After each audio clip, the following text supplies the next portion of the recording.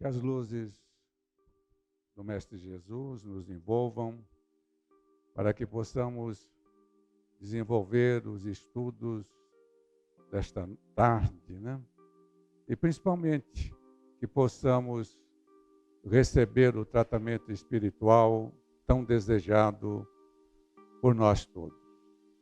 Interessante, hoje vamos conversar um pouco sobre há muitas moradas na casa de meu pai. Mas é interessante como as condições locais nos trazem ao pensamento muitas coisas, né? Nosso pensamento voa. Por exemplo, eu estou estranhando esse som aqui, né? Esse aparelhinho aqui, estranhando. Porque há alguns tempos atrás, não muito tempo atrás assim, não imaginemos isso, eu ia para a sala de aula e tinha a turma de 120, 130 pessoas, né? Distribuídas naqueles salões enormes, da antiga UCDB, e a gente tinha que falar, era no Gogó. Tem uma professora ali que deve lembrar disso ali, desses tempos. Oi? Exato. Então, agora, um ambiente mais fechado, mais tal, toda essa tecnologia à nossa disposição. E o texto me lembra também, me recorda, o mundo acadêmico. Quando, na época em que os vestibulares eram separados, o português na área de tecnologia, engenharias, de um modo geral, era o terror. E o filho de um amigo era muito bom nas áreas exatas, mas, coitadinho, em português era grande preocupação. Ele foi fazer o vestibular e eu estava com coincidência, eu conversava com o pai dele e ele chegou alegre. O pai dele perguntou: e aí, como é que você foi? Ah, foi bem, foi excelente e tal. Ele falou: e português? E ótimo, então. O que foi a redação? A redação foi indulgência. Ele parou um pouco assim e perguntou: pai, o que é indulgência? A redação que eu disse. Ele falou: olha, é um negócio que eu espero que o professor tenha muita indulgência hoje, né? Porque essas questões do dia a dia que nos envolve faz parte exatamente dessa questão de que há muitas moradas na casa de meu pai, dizia Jesus. Quando Jesus falou isso, ele fez uma questão, ele colocou um tema macroscópico, macrocosmo como um todo, das imensidões siderais. Quem ouvia não tinha as condições, a compreensão plena dessa imensidade de ensinamento que estava aí. Mas também o mestre diz: tem muitas coisas que eu gostaria de dizer, mas que no momento vocês têm ouvido para ouvir, têm olhos para ver, mas não ouvem e nem veem. Mas um dia virá o Consolador, o Pai de infinita misericórdia, mandará o Consolador para que renove, relembre todos os meus ensinamentos e que traga novos conhecimentos para que possamos discutir então essa verdade. E quando Kardec, com o grupo de espíritos desencarnados e encarnados, trabalhava na consolidação da doutrina espírita, surge o tema. O espiritismo é uma ciência, é uma filosofia, mas se sintetiza em uma religião. E como tal, ele, Kardec, se propõe a analisar os ensinamentos do Mestre Jesus, da época em que ele estava aqui fisicamente conosco, com os novos conhecimentos de então, codificados, trazidos pela espiritualidade, trabalhado, aprimorado por Kardec. E ele pega o Evangelho, os Evangelhos, e divide em 5 partes. Dessas 5 partes, 4 ele deixa de lado. Fala assim, não é o momento de se discutir isso. Porque naquelas 4 primeiras partes, as questões eram polêmicas. E traziam questões assim de atrito entre os povos, entre as pessoas, entre os espíritos encarnados que estavam por ali naquele momento. Mas a 5ª parte, a parte moral, não. A parte moral não havia contestação, porque todas as correntes filosóficas religiosas do passado e da presente naquele momento se sintetizavam ali. Não havia contradição, não havia polêmica. E ele então, Kardec, resolve fazer essa abordagem. E dentro dessa abordagem está: na casa de meu pai há muitas moradas. O que significa isso? O que traz intrinsecamente colocado aí? Não é só a questão de que em todos os mundos, todas as esferas cósmicas seriam habitadas. Que lá em Marte, em Júpiter, em outras galáxias, em outras, estariam habitadas. Os planetas estariam habitados. Os astros como um todo seriam habitados. É muito mais do que isso. Porque, de acordo com a compreensão e o envolvimento e desenvolvimento espiritual, de conhecimento de cada um de nós, a compreensão seria diferente. Porque nós poderíamos estar falando, e estávamos falando ali, a respeito da diferença dos mundos. Mundo primitivo, mundo de regeneração, mundo de expiação, mundos superiores, etc. É verdade. Vários estágios. Mas esses vários estágios não significariam obrigatoriamente estar em um planeta diferente.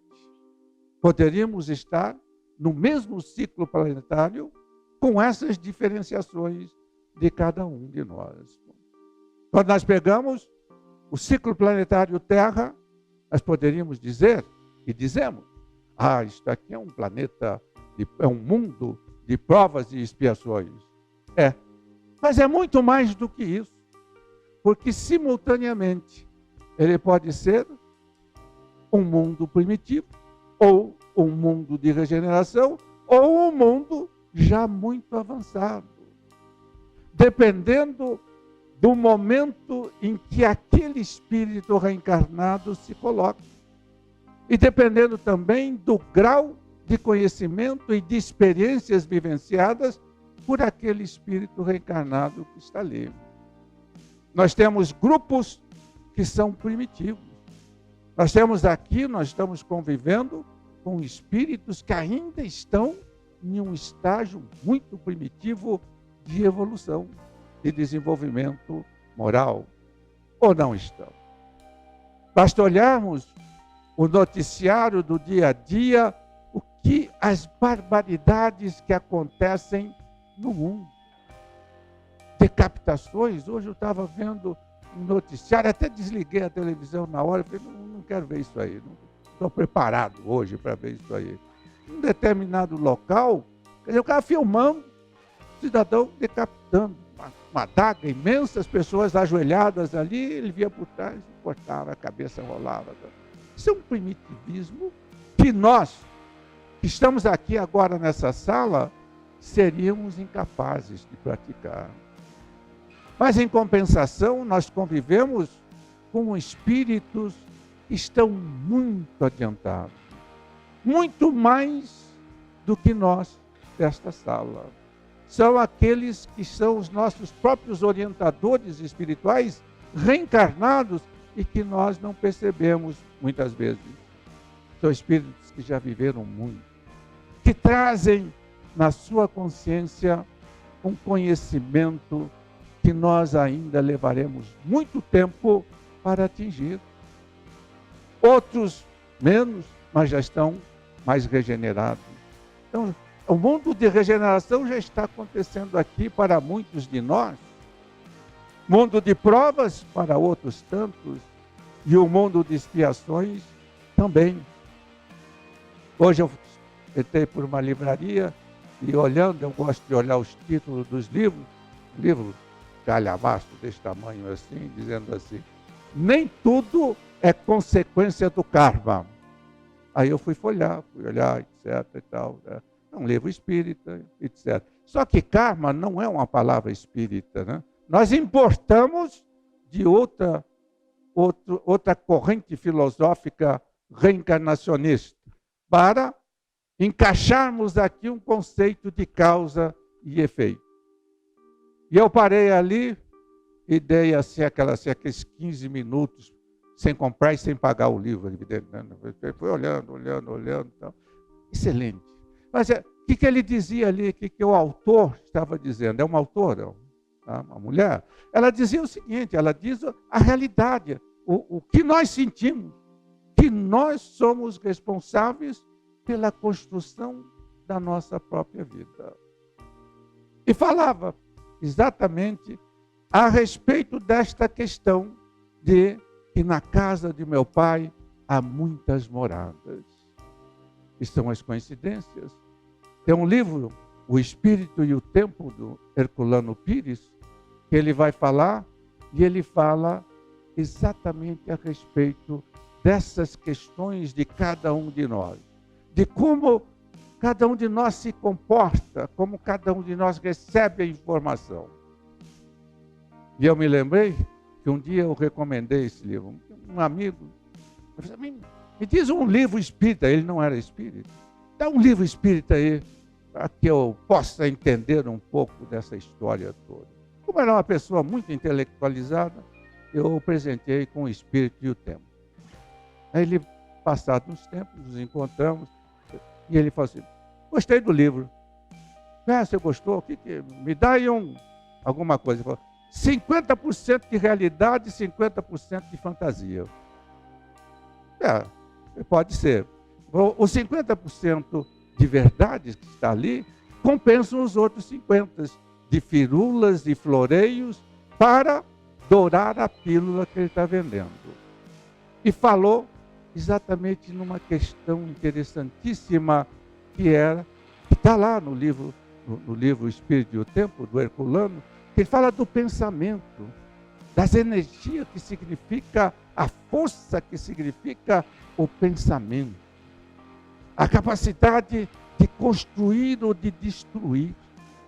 Quando nós pensamos, quando nós estamos assim envolvidos, nós emitimos energias poderosas. Essas energias poderosas que não percebemos, que são emitidas, captadas, distribuídas e absorvidas pelos demais, são fantásticas, são poderosíssimas. Quando nós falamos aqui, voltando na casa do meu pai, há muitas moradas, o nosso pensamento, essa energia poderosíssima que voa numa velocidade que o homem ainda não tem condições de mensurar. Mas agora, se nós tivermos um ponto de referência, simultaneamente estamos aqui e lá. Um astrônomo, ele pode estar aqui agora e lançar seu pensamento para Marte, Júpiter, ou uma outra galáxia qualquer que ele conheça, e ele naquele instantaneamente, ele está lá. Ele percebe, ele vê, e nós fazemos assim. Pensemos, cada um de nós, numa pessoa que esteja bem longe. Pode ser teremos, tá? Está longe. Nós vamos ver que naquele exato momento, se essa pessoa estiver sensitiva, estiver assim, adaptada, estiver em repouso, vai lembrar da gente. Porque o nosso pensamento, que é energia, chegou lá. E assim nós vamos convivendo com tudo isso. E nós somos, neste processo de construção da nossa própria existência, muitos diriam do próprio destino, se é que o destino existiria nisso aqui, para nós não, mas não, existe destino. Eu já vi muito palestrante espírita falar em destino. Tá? E falar naquele sentido, não, quando nós estamos lá e vamos reencarnar, se traça, se faz um planejamento e um plano para ser isso, ser aquilo, tal. E outro dia até ouvi um negócio assim que me deixou preocupado. Ele fez uma referência a um determinado autor espiritual, e diz assim, porque ele relata que o cidadão reencarnou com o compromisso de aos 8 anos de idade desencarnar, porque ele vinha com um exemplo, etc. E tal. E eu, ingenuamente, perguntei, como é que fica o livre-arbítrio aí? Ele falou, isso é outra história. Bom, então, se é outra história, deixa para lá, vamos ver numa outra oportunidade. Porque nós não podemos pegar as coisas assim de uma forma absoluta. Kardec nos coloca, quando nós examinamos as obras da codificação, ele nos coloca a relatividade das coisas nesses estágios preliminares do aperfeiçoamento espiritual.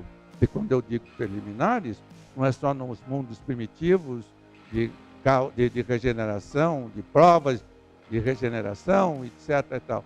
É muito longe.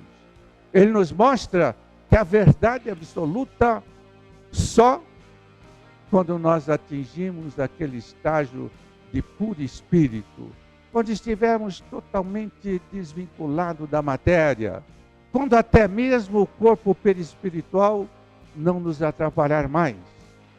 Aí sim nós teremos um contato com mundos e com verdades absolutas. Mas para se chegar lá, vai algum tempo ainda. Daí a questão da relatividade. E a forma didática com que Kardec nos coloca isso. E que Jesus também nos colocava. Jesus tinha uma metodologia que foi adotada por Kardec, que era de usar, principalmente assim, partir do particular. Ele citava um fato particular. E daqui ele induzia para que nós generalizássemos as questões. Kardec usou muito. Então ele usava, olhava o fenômeno aqui, dissecava esse fenômeno, separava, ia montando e induzindo conclusões para que nós outros compreendêssemos. Mas também usava outro método, que era pegar o método, o geral, a generalidade, como esta. Na casa de meu pai há muitas moradas, ou há muitas moradas na casa do meu pai. É que eu gosto da frase anterior. Tá? Então, isso aqui está num estágio, numa coisa assim, muito geral, e nos leva ao caminho da dedução, ao processo de deduzirmos desse ensinamento global para o mundo particular, até chegar à minha particularidade, à individualidade de cada espírito reencarnado ou desencarnado que está convivendo conosco. Então, desse geral, deduzimos e chegamos ao particular, ao individual. Ou vice-versa. Da parte individual, nós vamos para toda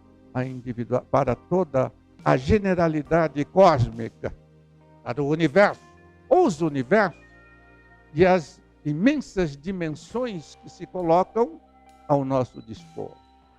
Quando nós olhamos, quando percebemos, quando eu estou assim, doente, eu estou doente. Está nada, está doente. Não, eu estou com um bruto câncer aqui, corroendo as células físicas, estão corroendo, estão me destruindo. Não estão te destruindo. Estão destruindo um corpo que não é seu. Estão destruindo um corpo que mais cedo ou mais tarde, cada um de nós vai descartar. Vai deixar aí. Mas é dolorido. Eu sofro dores. Sofre. Cada um vai sofrer. Mas pode amenizar. Essas dores podem não ser tão intensas quanto se imagina que elas são. Se nós mentalmente a isolarmos, nós podemos isolar essas dores, isolar esses sofrimentos pela prece, pela oração. E o que é a prece e o que é a oração? É exatamente esse desprendimento mental que cada um de nós pode fazer e se lançar fora da matéria em busca da espiritualidade maior e até chegar àquelas emanações tranquilas do Pai de infinita misericórdia. E quando nós falamos do Pai de infinita misericórdia, nós temos que voltar à doutrina e não ficar imaginando que Deus é um homem, é uma pessoa, é um espírito individualizado. Ainda pegando aí o Herculano Pires, que nos faz de uma de suas obras, ele fala assim, o panteísmo espírita, e analisa essa questão para dizer que Deus está em todas as partes, em todos os momentos, permanentemente, conosco e com cada um. Porque não é uma pessoa, não é um espírito, é uma força poderosíssima que nós, se quisermos, nós podemos ter contato permanentemente com ele. E vamos encontrar ainda no Evangelho segundo o Espiritismo um capítulo que diz: a fé transporta montanhas. Na verdade, Jesus nos disse isso. Não é montanhas físicas, mas aquelas montanhas que se colocam à nossa frente, as adversidades do dia a dia, adversidades que muitos passam tranquilamente e outros se prendem. Observe uma pessoa em depressão. Eu ouvi há muitos anos um psiquiatra falando que uma pessoa em depressão é como se ela estivesse em uma sala com muitas portas e muitas janelas todas abertas. E que ele se encontrasse ali sem saber como sair daquela sala, porque não vê as portas abertas, nem as janelas também. Ele está aprisionado mentalmente, está aprisionado nas suas dores, seu desânimo, no seu sofrimento particular. Mas ao lado dele pode ter alguém, um outro espírito reencarnado, totalmente feliz, totalmente alegre, solto. Por quê? Porque está vivendo em uma outra casa, uma outra casa espiritual, em um outro momento. E é isto que nós temos que pensar, é isto que nós temos que fazer, a procurar encontrar na doutrina espírita. Espero que isso sirva para uma reflexão.